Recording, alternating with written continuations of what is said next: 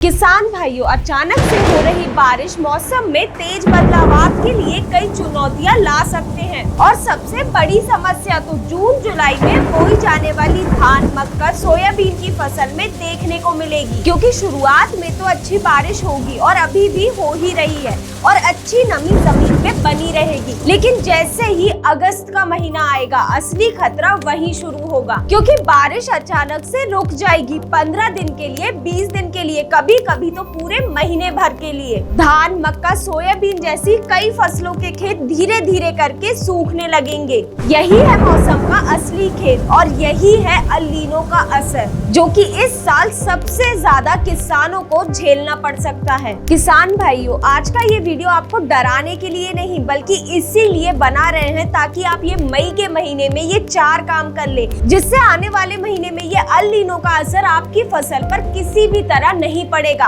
आपकी फसल सुरक्षित रहेगी। तो इस वीडियो को देखने से पहले कमेंट में जरूर बताएं कि आप भारत के किस राज्य से हैं।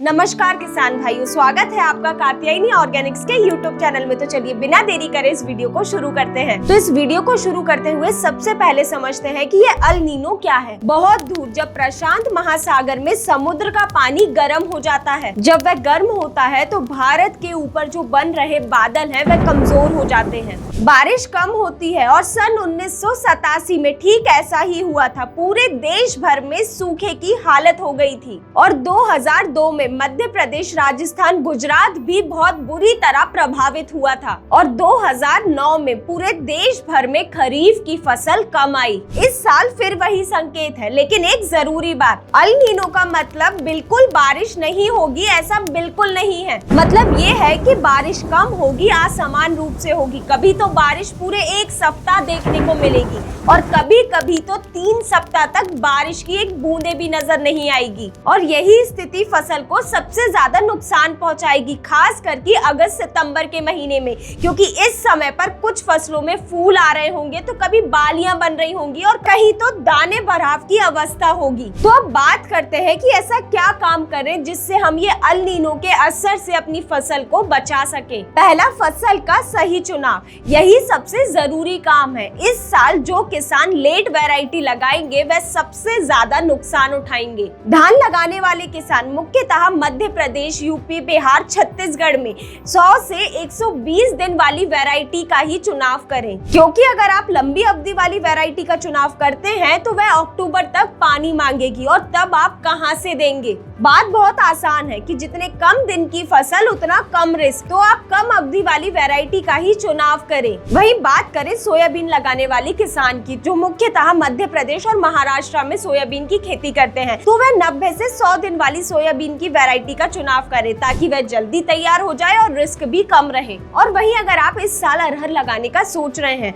तो ये छोड़ दो बिल्कुल भी, क्योंकि अरहर 120 से 130 दिन में तैयार होती है और अगस्त सितंबर के महीने में इस फसल को पानी तो बिल्कुल चाहिए ही। तो आप इस साल कोशिश करें कि अरहर ना लगाएं, इसकी जगह आप मूंग लगाएं। मूंग आराम से 60 से 70 दिन में तैयार हो जाएगी और अगर आप जुलाई में बुआई करते हैं तो सितंबर तक आप आसानी से कटाई ले सकते हैं और इस साल मूंग के रेट भी अच्छे रहेंगे। वही कपास लगाने वाले किसान मध्य प्रदेश, छत्तीसगढ़, राजस्थान में जो कपास की बुआई करते हैं वह 120 से 150 दिन वाली कपास की वैरायटी चुने, जिससे दिवाली तक वह कपास निकल जानी चाहिए। क्योंकि 180 दिन वाली यानी कि लंबी अवधि वाली कपास की वैरायटी ज्यादा पानी मांगेगी, तो आप कोशिश करें कि कम अवधि वाली ही वैरायटी का चुनाव करें। वही दूसरा काम, खेत में पानी रोकने की व्यवस्था करें। ये काम आपको बुआई के पहले ही कर लेना है। किसान भाइयों, अगर मिट्टी में ऑर्गेनिक मैटर यानी कि गोबर की खाद, वर्मी कंपोस्ट अगर अच्छी मात्रा में रहेगा तो पानी ज्यादा से ज्यादा रुका रहेगा, जिससे लगातार मिट्टी में नमी बनी रहेगी और पौधे को पानी मिलता रहेगा। वहीं दूसरा सबसे जरूरी काम आपको ये करना है कि जिन खेतों की मेड़ें टूटी हुई हैं, उन्हें आपको बुआई से पहले ही तुरंत ठीक करवानी है,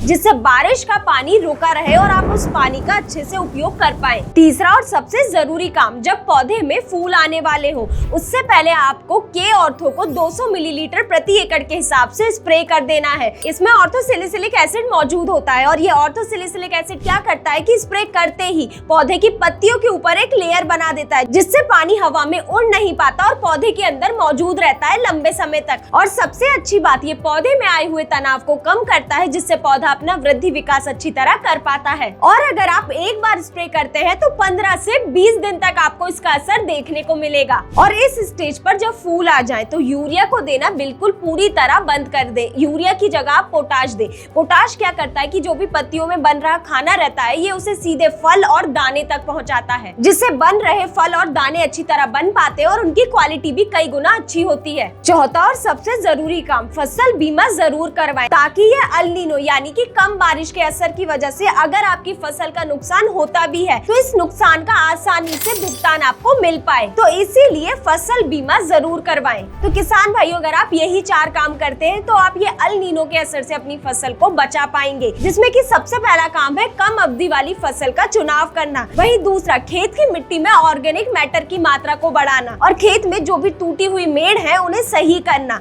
वहीं तीसरा, फूल आते समय के ऑर्थो का जरूर स्प्रे करें, ताकि पानी लंबे समय तक पौधे के अंदर बना रहे और तनाव से भी पौधा पूरी तरह सुरक्षित रहे। और वही चौथा और सबसे जरूरी काम, जो आपको बिल्कुल भी नहीं भूलना है, फसल बीमा जरूर करवाएं, ताकि आप नुकसान के खतरे को कम कर सके। तो किसान भाइयों, यही थी जानकारी, ये अल नीनो क्या है, ये फसल को किस तरह प्रभावित करेगा और हम इससे अपनी फसल को कैसे बचाएं। अगर आपके मन में अभी भी कोई सवाल है तो जरूर पूछें और इस वीडियो को अपने अन्य किसान मित्रों के साथ जरूर शेयर करें। धन्यवाद।